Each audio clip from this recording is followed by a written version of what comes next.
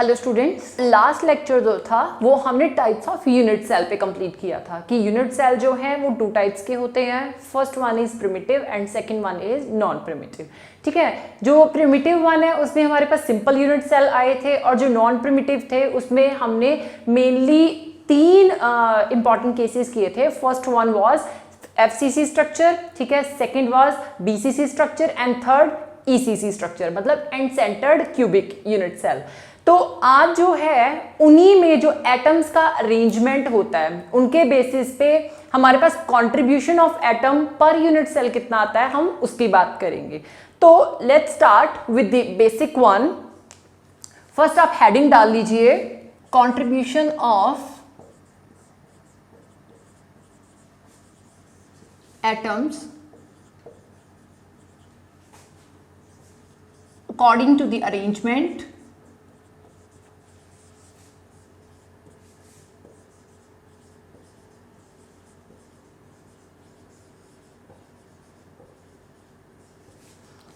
in a unit cell।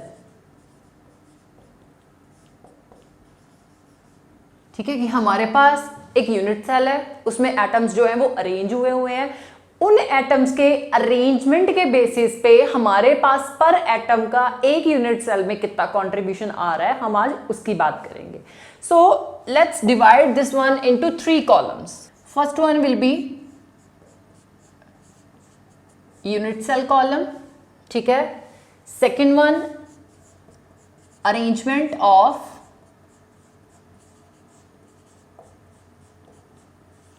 atoms, and the third one will be contribution of atoms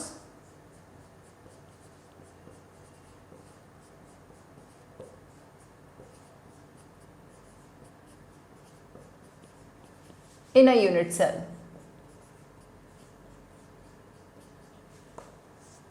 ठीक है, और इसको हम रैंक ऑफ अ सेल भी कहते हैं।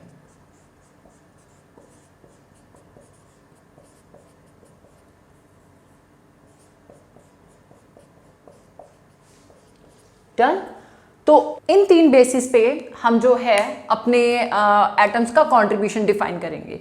सो जो फर्स्ट सबसे सिंपलेस्ट वन आता है वो कौन सा है, वो है सिंपल यूनिट सेल। ठीक है, सिंपल यूनिट सेल में आपको पता है कि जो एटम्स हैं वो कहाँ पे अरेंज होते हैं, कॉर्नर्स पे अरेंज होते हैं।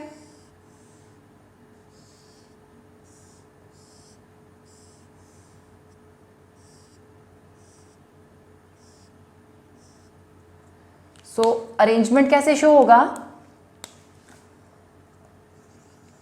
कॉर्नर्स पे एटम्स आ गए,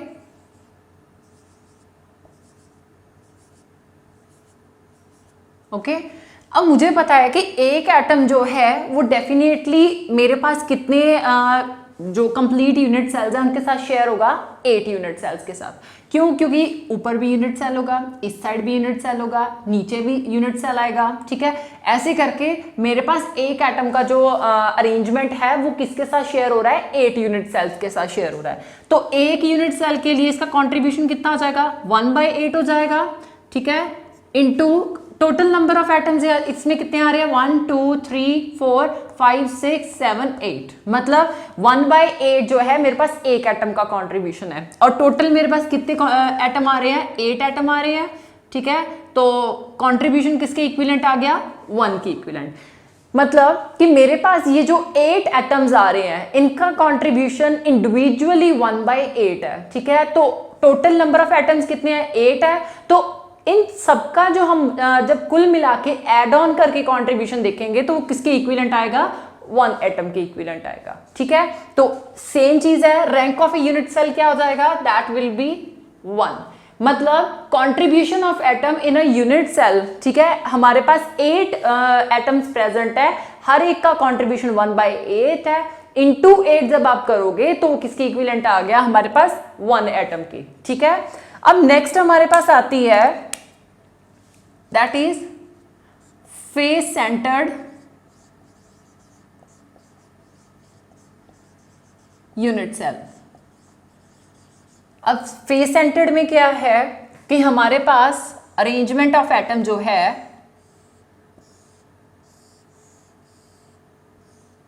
वो कॉर्नर्स पे तो होगा ही, ठीक है। यहाँ पे कॉर्नर्स पे जो है हमारे पास अरेंजमेंट ऑफ एटम तो शो हो ही रहा है, साथ साथ में कहाँ पे होगा, फेसिस पे भी होगा। एक फेस पे आ गया, सेकंड, ठीक है, ये जो पीछे वाला है थर्ड फेज हो गया, ठीक है। ये आगे वाले फेज पे भी हमारे पास कॉन्ट्रीब्यूशन ऑफ मतलब एटम अरेंजमेंट आ रहा है, ठीक है। ये साइड वाले पे भी होगा और इस साइड वाले पे भी होगा। डन। अब जो हमारे पास कॉन्ट्रीब्यूशन ऑफ एटम है, जो कॉर्नर्स पे अरेंज्ड है, वो क्या है, 8 एटम्स जो है वो 8 यूनिट सेल्स के साथ शेयर्ड है, ठीक है। तो ऑब्वियस सी बात है, contribution of atom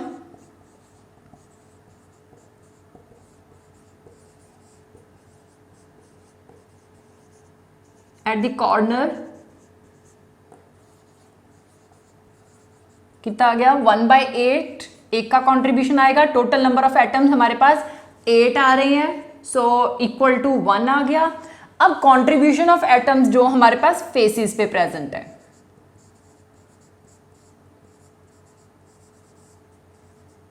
of atoms at the faces, ठीक है। अब हमें पता है कि जो एक फेज है डेफिनेटली यहाँ पे ये 2 ही यूनिट सेल के साथ एक एटम का जो शेयरिंग है वो चलेगी। मतलब जो हमारे पास फेसिस पे एटम्स अरेंज्ड है वो सिर्फ 2 यूनिट सेल के साथ ही शेयर्ड होंगे, ठीक है। एक यूनिट सेल तो ये हो गया, डेफिनेटली इसके जो ऊपर एक यूनिट सेल होगा ये एटम उसी के साथ शेयरिंग शो करेगा। तो कितनी शेयरिंग आ गई हमारे पास, हाफ आ गई। मतलब एक एटम जो है एक यूनिट सेल में हाफ कंट्रीब्यूशन कर रहा है, ठीक है। तो टोटल नंबर ऑफ एटम्स कितने हैं, 1, ठीक है, 2, 3, 4, 5 एंड दिस वन 6। तो आप इंटू 6 कर दोगे, ये कितना आ गया, दैट इज 3, ठीक है। कि हमारे पास जो फेसिस पे एटम अरेंज्ड है वो इक्वल टू 3 कंट्रीब्यूशन कर रहे हैं, 3 एटम्स के इक्विवेलेंट कंट्रीब्यूशन आ रहा है, और जो कॉर्नर्स पे अरेंज्ड है वो इक्वल टू 1 एटम आ रहा है। तो इसका रैंक कितना आ जाएगा, 1 + 3 इक्वल टू 4। मतलब कि जब मैं इन सभी एटम्स की अरेंजमेंट देखती हूं तो ये कुल मिला के जितने भी हमारे पास 8 + 6 दैट मीन्स जो 14 एटम्स हैं उनका जो कंट्रीब्यूशन है वो इक्वल टू 4 एटम्स आ रहा है। डन। अब हमारे पास नेक्स्ट अरेंजमेंट आता है बीसीसी अरेंजमेंट, ठीक है। मतलब बॉडी सेंटर्ड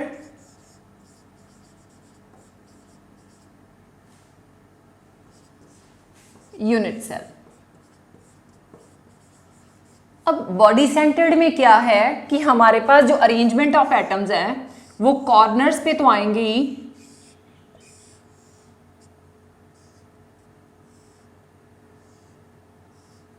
ठीक है। यहां पे क्या होगा, ये कॉर्नर्स पे तो कंट्रीब्यूशन शो करेंगे ही करेंगे एटम्स, साथ ही साथ एक एटम जो है वो in the body of unit cell होगा। मतलब कि जो यूनिट सेल है हमारे पास उसके बिल्कुल सेंटर में प्रेजेंट होगा, मतलब उसकी बॉडी के अंदर प्रेजेंट है, ठीक है। तो कंट्रीब्यूशन कितना हो जाएगा, contribution of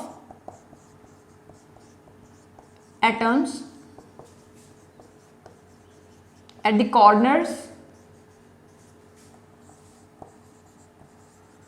of unit cell equal to, एक एटम का कितना कंट्रीब्यूशन आ रहा है, 1/8 आ रहा है। टोटल नंबर ऑफ एटम्स कितने हैं, 8 है, सो इंटू 8 हो गया। ये किसके इक्विवेलेंट आ गया, 1 के इक्विवेलेंट आ गया, ठीक है। अब जो इन बिटवीन बॉडी है वो उसका कंट्रीब्यूशन कितना होगा, contribution of atoms in the body, obviously अब ये इन बिटवीन है मतलब बॉडी के अंदर है, तो इसका कंट्रीब्यूशन, और तो ये किसी भी यूनिट सेल के साथ शेयर नहीं हो रहा है, तो इसका टोटली कंट्रीब्यूशन किसको जाएगा, इसी यूनिट सेल को जाएगा। तो वो किसके इक्विवेलेंट आ गया, 1 के इक्विवेलेंट आ गया। डन। अब हमारे पास rank of a unit cell कितना आएगा, 1 इसका प्लस 1 इसका, so rank of unit cell कितना हो गया, 2 हो गया। डन। अब नेक्स्ट केस हमारे पास आता है ECC, मतलब एंड सेंटर्ड यूनिट सेल। अब एंड सेंटर्ड में हमारे पास अरेंजमेंट ऑफ एटम्स कैसे आते हैं?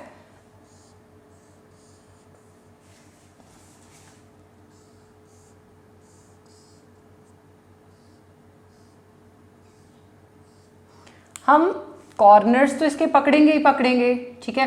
अरेंजमेंट ऑफ एटम्स कॉर्नर पे हो रहा है, साथ ही साथ हम कोई एक फेस जो है उसको उठाएंगे, ठीक है। सपोज मैंने ये वाला फेस उठा लिया, अपवर्ड वाला, ठीक है। अरेंजमेंट ऑफ एटम यहां पे तो होगा ही होगा, इसके जो ऑपोजिट फेस आएगा, एक अरेंजमेंट ऑफ एटम यहां पे आएगा। मतलब कि आपने कोई एक फेस उठा लिया, उस पे अरेंजमेंट ऑफ एटम शो कर दिया, उसके बिल्कुल ऑपोजिट वाला जो हमारे पास फेस आएगा वहां पे भी एटम्स जो हैं अरेंज होंगे, ठीक है। सो कंट्रीब्यूशन ऑफ एटम कितना आ जाएगा? Contribution of atoms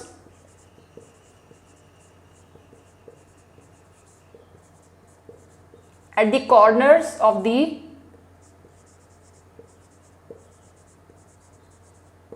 unit cell equal to 1/8 into 8, क्योंकि कॉर्नर जो है वहां पे जो एटम्स अरेंज्ड हैं, एक एटम 8 यूनिट सेल्स के साथ शेयर हो रहा है, तो डेफिनेटली 8 टोटल एटम्स हैं, तो उसका अरेंजमेंट किसकी इक्विवेलेंट आ गया? 1 एटम की, ठीक है। अब कंट्रीब्यूशन ऑफ एटम्स, ये भी हाफ कंट्रीब्यूशन शो करेगा, क्योंकि ये 2 यूनिट सेल्स के साथ ये वाला एटम शेयर्ड होगा, ठीक है, और ये भी हाफ शो करेगा। तो ये हमारे पास क्या आएगा? Contribution of atoms at the faces equal to half इसका हो गया। कितने नंबर ऑफ एटम्स हैं? 2 हैं, सो इनटू 2 हो जाएगा। हाफ के साथ जब आपने 2 कैंसिल किया, इट इज इक्विवेलेंट टू 1 आ गया। अब हमारे पास रैंक ऑफ यूनिट सेल कितना आएगा? ठीक है, 1 इसका आ गया एंड 1 इसका आ गया, plus 1, that means it is equivalent to 2 आ गया। कि हमारे पास जो अभी तक हमने मेन 4 केसेस पढ़े हैं, उनमें सबसे पहले contribution of atom in case of simple unit cell हमारे पास 1 आया है।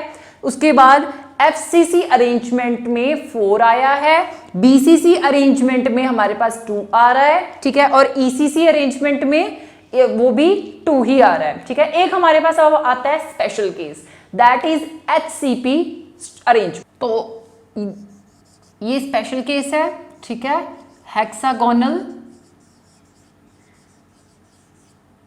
अरेंजमेंट, ठीक है। हेक्सागोनल में क्या होगा कि सारा का सारा अरेंजमेंट ऑफ एटम्स जो हैं वो आपको एक हेक्सागन में दिखाएंगे, ठीक है। तो हम ड्रॉ कर लेते हैं।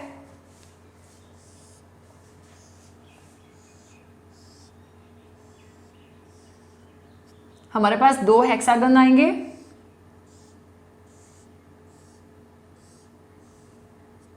ओके, एंड इसकी साइड जो है आप इसके साथ जोड़ोगे, डेफिनेटली इसकी साइड इसके साथ जाएगी, इसकी इसके साथ, ठीक है, सेम वे में।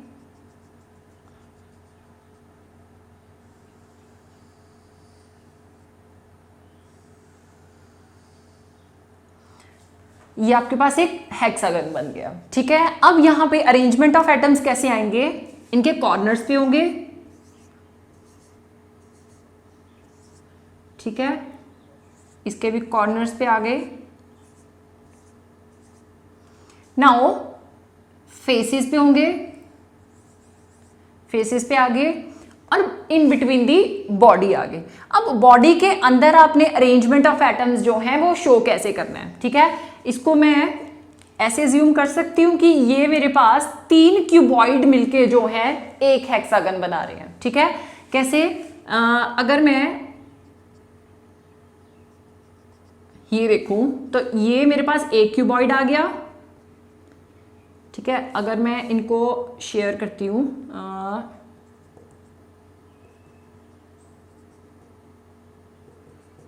ठीक है, आप इसको नोट करने की कोशिश कीजिए, ठीक है। ये जैसे हमारे पास ये इतना वाला जो है मेरे पास एक क्यूबॉइड आ रहा है, ठीक है।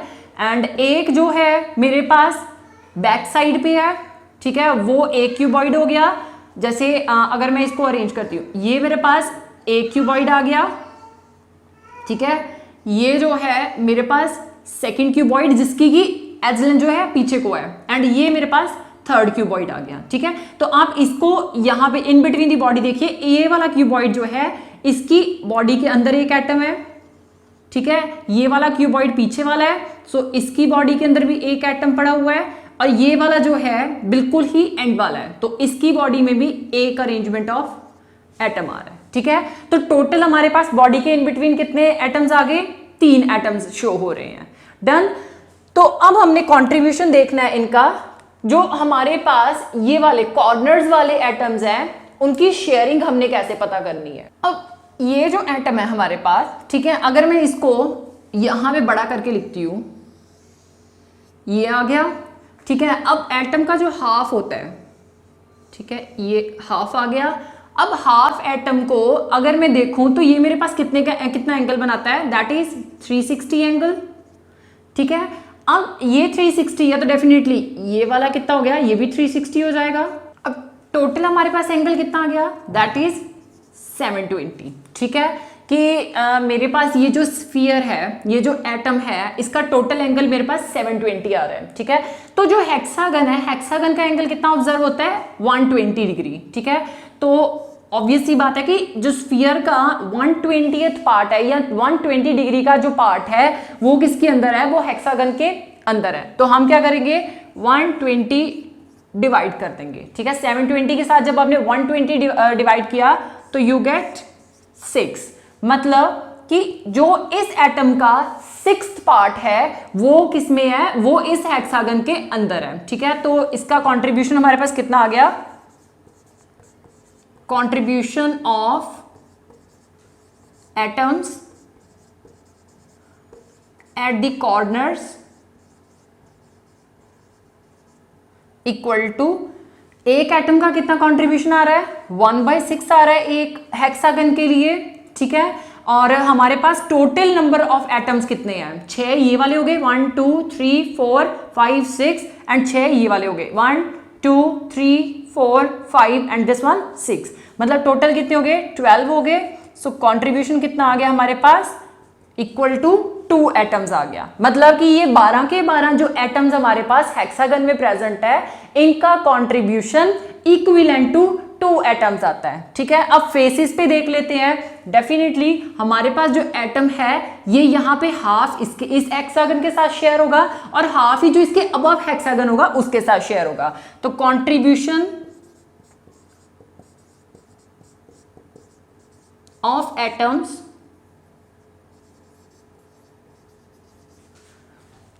at the faces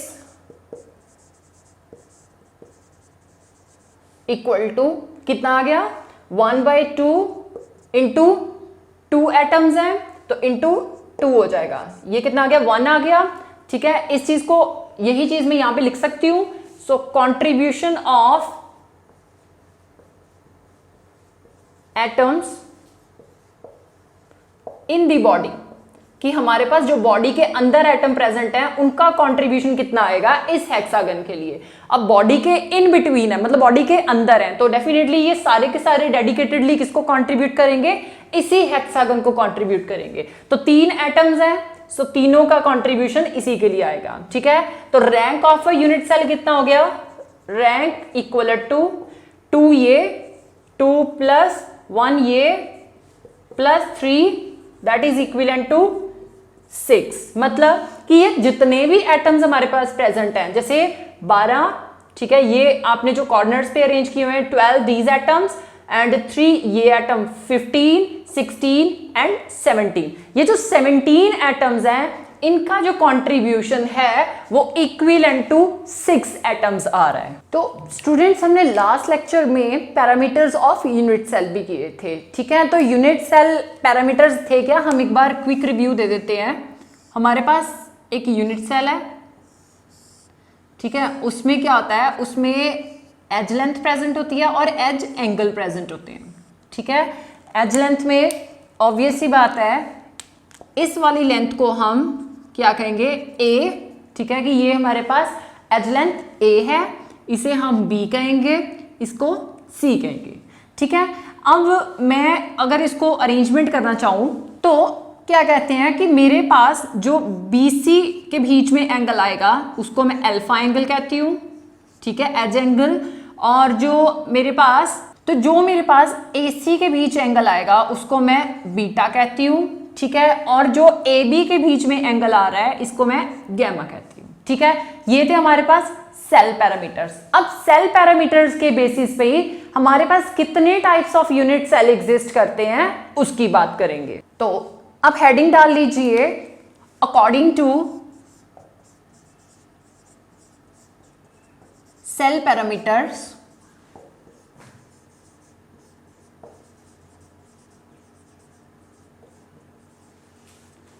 there are 7 types of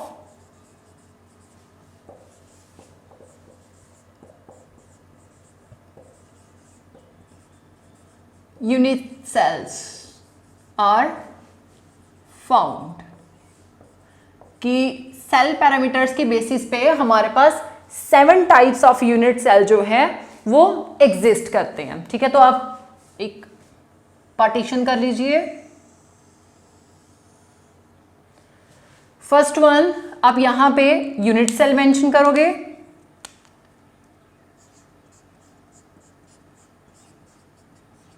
done. And second edge length,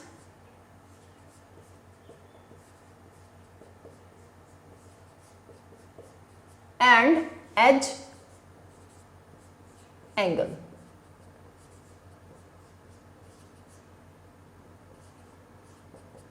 ठीक है, कि हमारे पास कौन सा यूनिट सेल है, ठीक है, और उसके बेसिस पे हमारे पास जो सेल पैरामीटर आ रही है हमने कैसे इसको डिस्टिंग्विश किया है। तो जो फर्स्ट वन आता है वो आता है हमारे पास सिंपल यूनिट सेल, ठीक है, कि आपके पास एक सिंपल यूनिट सेल जो है वो गिवन है। अब सिंपल यूनिट में सेल में क्या आता है कि हमारे पास जो सेल पैरामीटर्स हैं वो सारे के सारे इक्विवेलेंट आते हैं, मतलब A equal to B equal to C, मतलब कि तीनों एज लेंथ्स जो है हमारे पास इस केस में इक्वल आएंगी। और साथ ही साथ जो एंगल एज एंगल्स हैं वो भी alpha equal to beta equal to gamma equal to 90 degree, मतलब तीनों एंगल जो आएंगे वो 90 डिग्री के होंगे। नेक्स्ट हमारे पास यूनिट सेल आता है टेट्रागोनल, ओके।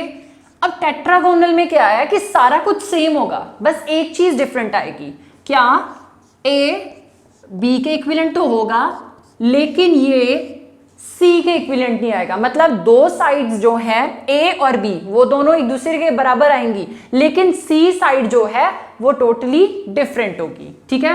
और इनमें जो एंगल है definitely alpha equal to beta equal to gamma that is equivalent to 90 degree, मतलब इनका एंगल जरूर 90 डिग्री होगा लेकिन जो C एज लेंथ है वो डिफरेंट होगी। थर्ड आएगी ऑर्थो रोम्बिक। अब इसकी पहचान क्या है हमारे पास कि इसकी तीनों साइड्स जो हैं वो अनइक्वल होती हैं, मतलब A B के इक्वल नहीं होगी, B जो है वो C के इक्वल नहीं होगी, लेकिन इसके जो एंगल्स हैं वो तीनों ही 90 डिग्री के इक्विवेलेंट आते हैं, मतलब तीनों एंगल जो है वो बराबर होंगे। फोर्थ वन हमारे पास आती है मोनोक्लिनिक।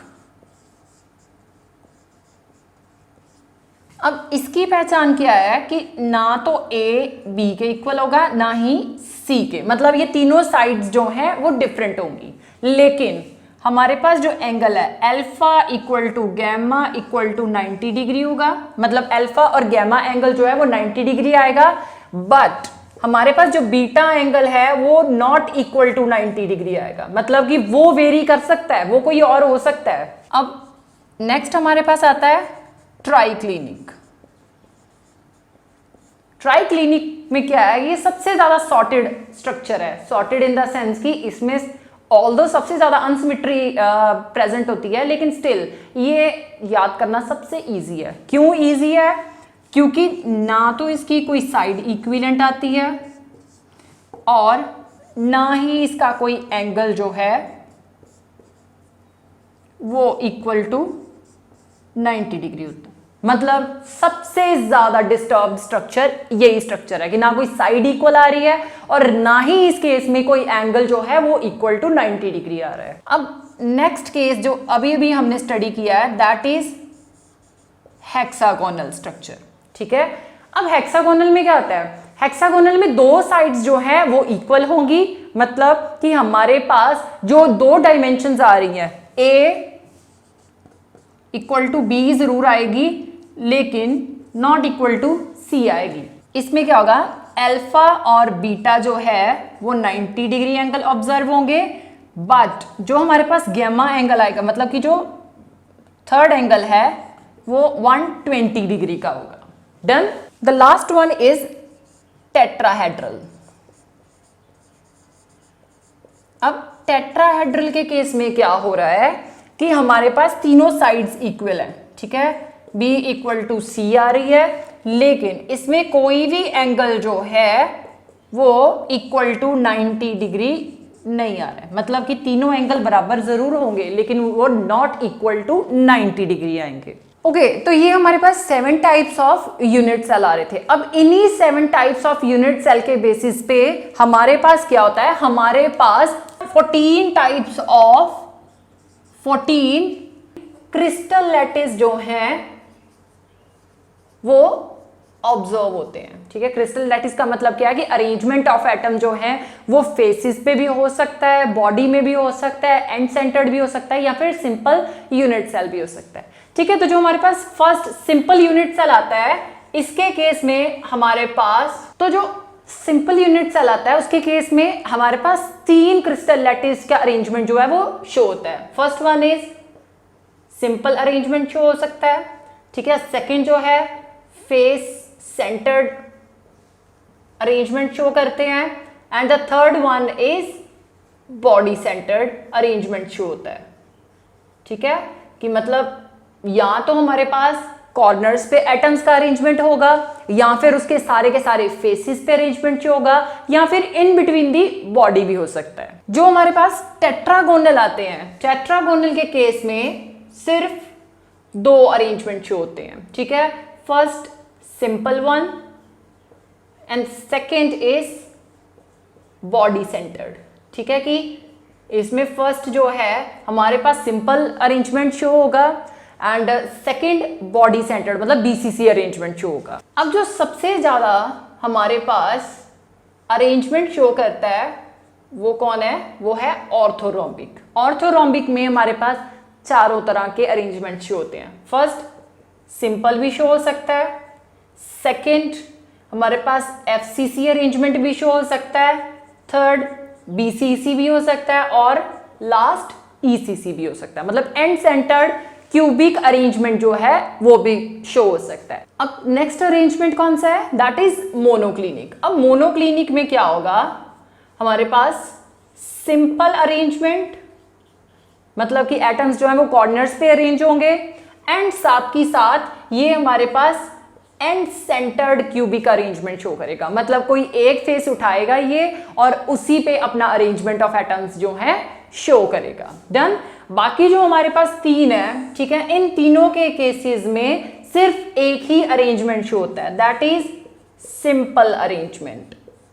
मतलब इसमें भी जो है हमारे पास कॉर्नर्स पे अरेंज होंगे, साथ ही साथ फेसिस पे भी अरेंज हो सकते हैं, and on the same time हमारे पास बॉडी के अंदर अरेंजमेंट शो होगा। So this is all about today's lecture. I hope you understand the lecture, and if you like the lecture, please like, share and subscribe the channel. Thank you.